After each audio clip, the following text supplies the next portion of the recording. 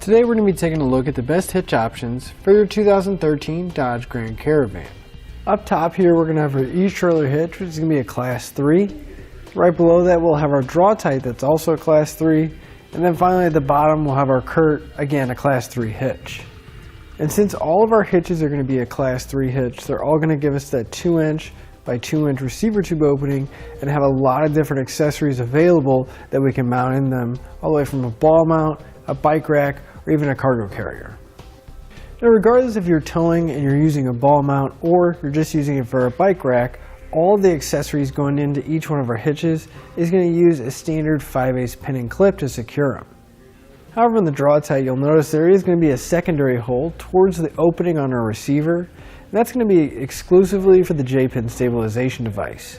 And that's just going to make sure whatever accessory you do have mounted in there isn't going to rattle around and make any noise, and it is also a locking device. And you can pick up the J-pin separately here at etrailer.com. And as for our etrailer and our CURT, there is still anti-rail devices and locking devices that will work with these, they're just not that J-pin style. Aside from all three hitches being a Class 3, they're all going to have a very similar design to each other, which means they're going to look the same on our Caravan. The cross tube is going to be behind the bumper, and all we're going to see is that receiver tube sticking out. And since they're going to share such a similarity when it comes to design, they're going to install exactly the same. None of them are required any kind of drilling, and they're all going to use factory hardware. So we're just going to have to simply pull out a couple bolts, put our hitch up, and then replace it. Now some of the instructions do say that it may be required to cut the fascia in order for the receiver tube to fit. But we found that none of them require cutting. It's just going to be a tight fit against the fascia. And personally, I would rather not cut it. That way if I ever did remove the hitch, I don't have a hole at the bottom of my fascia. Now as far as the weight capacity goes, all of our hitches are going to have the same capacity.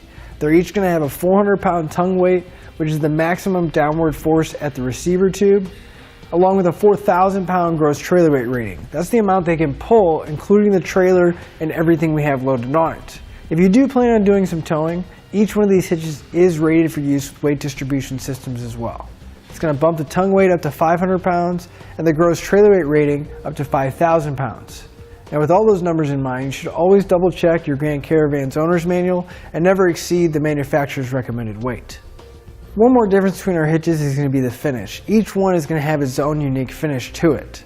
Our CURT's going to have a high gloss black powder coat finish, which is going to be pretty standard on most hitches. The Draw-Tite's going to have a black powder coat finish, but it's not going to be quite as shiny as the CURT. It's more of a semi-gloss finish. The eTrailer is going to have a flat black carbide finish, which is going to blend in really nice at the bottom of our Grand Caravan and be less noticeable. And since it is a flat black, it's going to hide scratches and dirt a lot better than the really shiny material. With all three of our hitches being so similar, it's really going to come down to which hitch you like the looks of the most, or if you have brand loyalty. But we hope this information has helped you whenever looking for a hitch for your Dodge Grand Caravan.